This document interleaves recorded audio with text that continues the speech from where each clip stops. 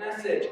We are in our simple series. And I told you last week that you're able to unlock in your life. And last week we talked about the attribute of clarity. When you let your life be simple, when you fight complexity, you can have clarity in your life. And oftentimes, us as Christians, we don't feel like we have clarity, even though we should. We don't know where to go. We don't know what to do. And we keep looking at God saying, God, can't you shine a light on this situation? But as I gave you in my illustration of driving in the fog, turning your high beams on in a fog doesn't work very good, because all that light does is let you see how foggy it is even better. And so it's about eliminating the fog, not just trying to illuminate the fog. Does that make sense? Yeah. So we're going to move on to the second attribute that simplicity really is able to unlock in your life. So would you pray with me over this message? God, I pray over this message, God, I pray that I do not add anything to your word. I do not take anything away from it. That I accurately speak your truth to your people. In your name we pray. Amen. All right, we're starting in Mark chapter 16, verse 15. It's a verse that we like to call the Great Commission. It's from Jesus, preach the gospel to all creation. Quick, yell it out. What is the first word that Jesus says in that verse? Go. Go. The second attribute that can be unlocked when you choose to live life the way Jesus did is movement. Do you know that Jesus preached movement? That's what he talked about the whole time. And what I mean by that is growth. The thing is, let's move, let's go. That was the core of his teaching was you can grow, you can move, you can become more than you are right now. And I always think it's interesting when people say the Christian religion. Don't you guys ever kind of laugh? Because to me, the Christian religion is an oxymoron, meaning those two words mean separate things. Christianity and religion are opposites of each other. Because Christianity was never meant to be a religion. It was meant to be a revolution. That's what it was meant to be. Or even better, it was meant to be a movement. That's what I love calling it, is I'm part of the Christian movement. Because religion says, stay right here. You stay there. Stay in the lines. Stay where I want you to be. Don't move. And Jesus was always teaching, go, grow, get better, do as good as you can, extend yourself, go. This is a movement. I'm sending you out. Having a healthy walk with God is essential that you have movement. And I'm talking spiritual. I'm not talking physical. Some of it might be mental or emotional, but the biggest thing is having spiritual movement, where you're maturing spiritually and you're growing and things are changing, and the things that you used to struggle with, maybe you struggle with a little bit, but you're growing and you're getting past it and you have movement in your life. And so last week we talked about clarity when you don't know where to go. You don't know what your next step is going to be. And I said, very few of us is God going to give us clarity to know what we're doing way down at the end of our life. But if we have clarity, we know where to go next, where our foot should step next. But the question today is, what happens when you know where you're supposed to go and you just can't seem to get there? Yeah. That is when you're struggling with movement. You're struggling with maturity and growth and change and all of those things. And what we call that in Christian circles, our Christianese term is stagnant, right? That's what happens. And when there's no movement, when there's no growth, when there's no change, you have become stagnant. And I always give the example of if you get a washcloth nice and wet and ball it up and throw it into the corner of the sink and give it a few days and then pick it up and take a nice big whiff of it. You guys know that smell? It's got a little bit of a funk to it, doesn't it? That's the smell of stagnancy. And I know, I'll be honest with you, is I have had a spiritual funk to myself before. Anyone else ever have a spiritual funk where you don't have the movement? Water is not coming and going, and you have balled water up in the corner of the sink, and you start to smell. You're struggling with growth. You're struggling with movement. And if you look at Zephaniah 1 verse 12, here's what it says. At that time, I will search Jerusalem with lamps and punish those who are complacent who are like wine left on its dregs. Some translations actually say, I will punish those who are stagnant. God does not want you to be a stagnant Christian. God does not want Christians who are spiritually funky, who have that smell to them. He's saying, don't become stagnant. Don't just sit there. You have to have movement. I'll say it again. To have a healthy walk with God, there needs to be movement in your life. That's the core that makes Christianity different than everything else. Is it's grow, move, improve, change, mature. You can be more than you are. And I think we all know this. I don't think I'm saying anything crazy to you guys. But then you have to ask, why do we struggle with this so much? Because I think if everyone here were being honest with themselves, they've struggled with this. I told you, I have had a spiritual funk to me before, where I know where I'm supposed to go, but I just can't seem to get any movement. And I'm just standing still, and I can't get that movement going. So you have to ask yourself, why? And here's the lie that we're going to address today, is that we lack movement because of the barriers in front of where we need to go. And that sounds right, but it's not true. So you're saying, okay, I know where I need to go. I have the clarity to see where I need to go. But I'm seeing all of these roadblocks. I'm seeing all of these barriers. And so clearly, that must be the reason that I'm struggling to have movement in my life. That's what's holding me back, are all the barriers between where I am and where I need to go. And we tell ourselves, maybe that's just God telling us this isn't the right time, or that's not the right move. And we're looking at these barriers, and that's all we're focusing on. And we think that the problem is right here. But I'm telling you, that's simply not true. Yeah.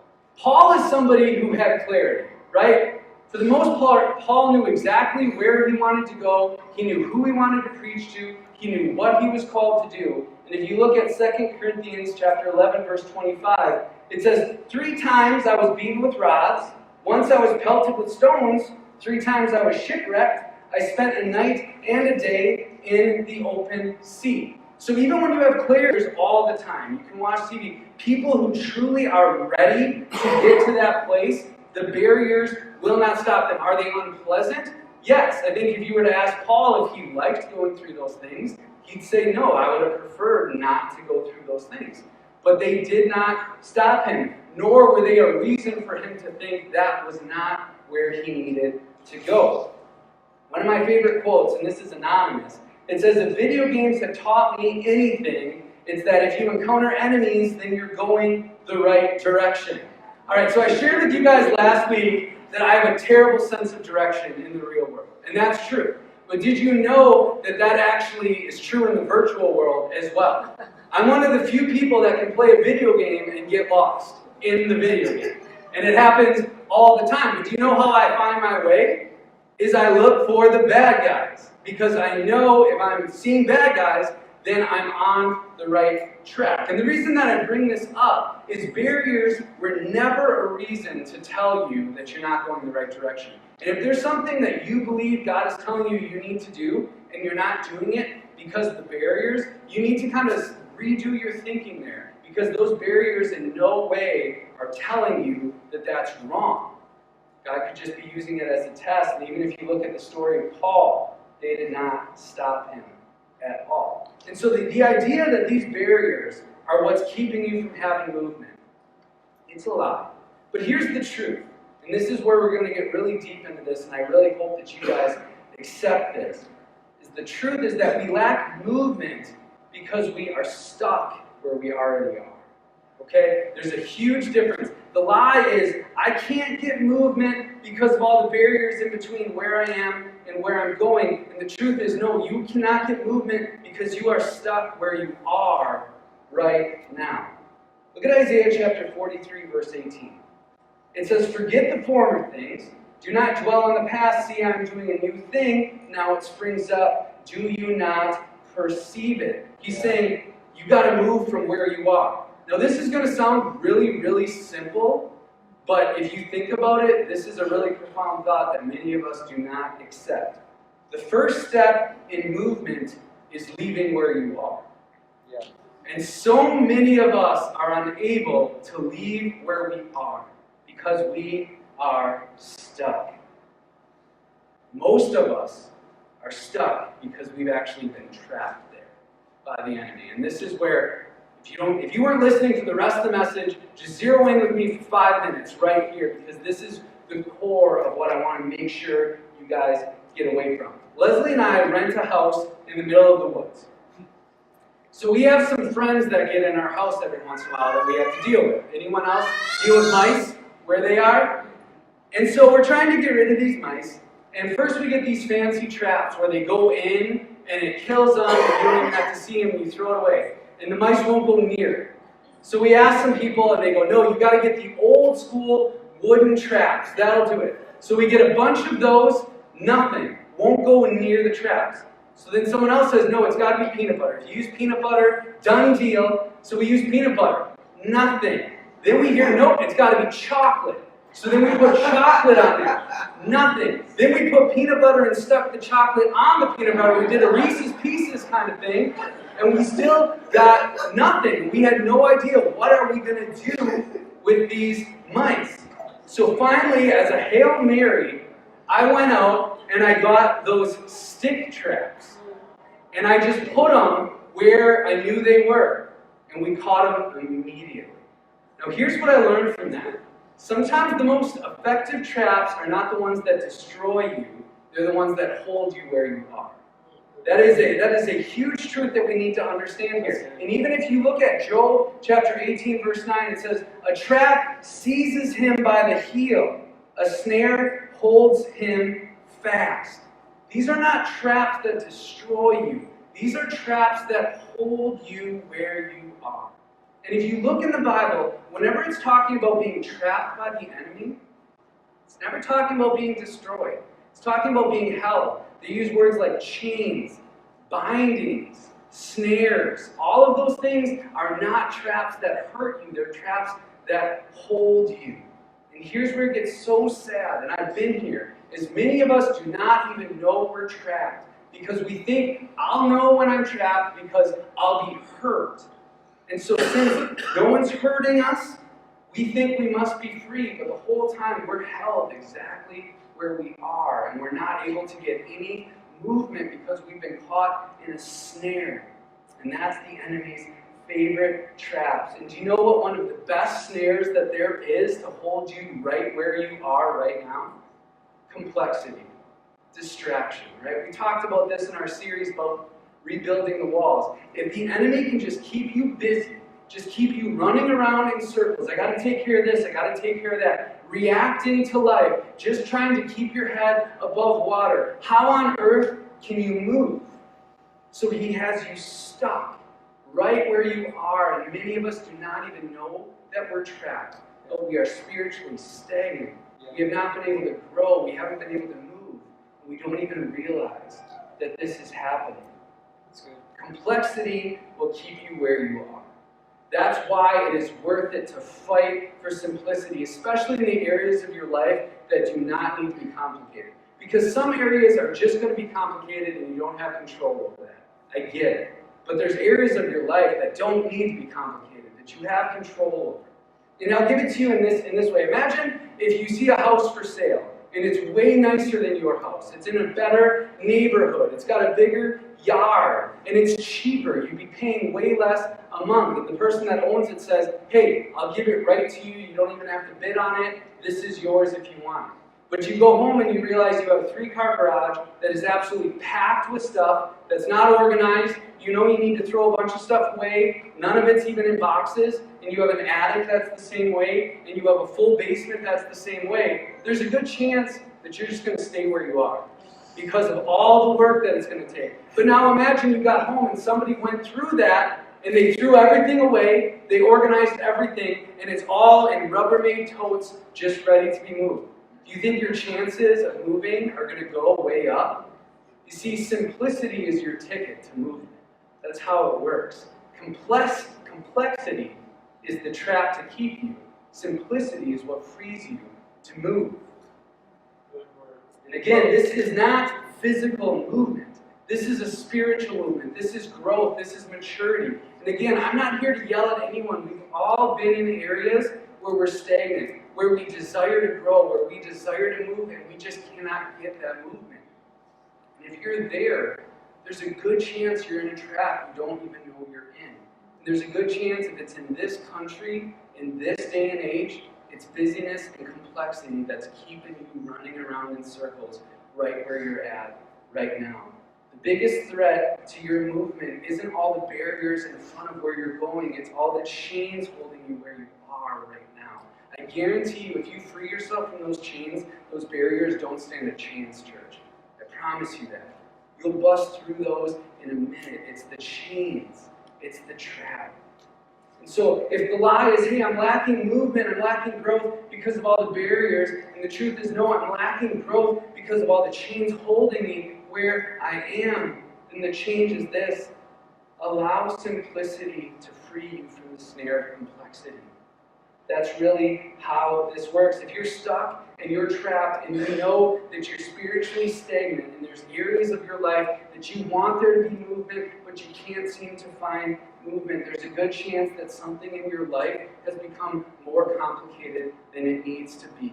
And it's keeping you stuck where you are right now. But the beautiful thing is we serve a God that's really good at breaking chains. Like, he's really good at it. Come on. Kind of has this thing down pat. When you look at Psalm chapter 116, verse 16, it says, "Truly I am your servant, Lord. I served you just as my mother did. You have freed me from my chains." This is not an issue for God. And if you're looking at your life right now, and there's a little bit of hopelessness because you're looking at how complex everything is, and you're starting to realize how trapped you are where you're at because of how busy and complicated life is, you don't have to be the one that does this. God can free you from this. Because if there's one thing that God is really good at, and he's really good at a lot of things, by the way, but one thing that he's really good at is breaking chains. And again, this is a spiritual movement. And so it's a spiritual complexity. And so God can simplify this for you. Right away this morning, or during this week in your prayer time. Because here it is. You have a God that created the whole universe. That loves you so much that even though you failed, he found a way to save you. He's given you his Holy Spirit to let you live the way you need to live, and he's going to spend all eternity loving on you. That's what the gospel is, and if it's become something else today, you can let God re-simplify that in your life. To say, this is what it is. And you'll start to see that movement come because those chains will be broken. Simplicity can free you from complexity. Don't allow the enemy to complicate what God has made simple. This whole thing, God has simplified it for you. He loves you. He died for you. He's given you a way to salvation, and it's through his Son, Jesus Christ. And if you accept that, he will give you his Holy Spirit that will lead you in every step. You don't need to make it complicated. Allow God to simplify it. The enemy is always going to try to complicate and confuse, and God is always going to simplify and clarify. So don't let the enemy confuse and complicate what God has clarified and made simple. You are loved. He has gone before you. He has prepared everything for you. Let it be simple this morning. Let him move you. Let him grow you past where you are.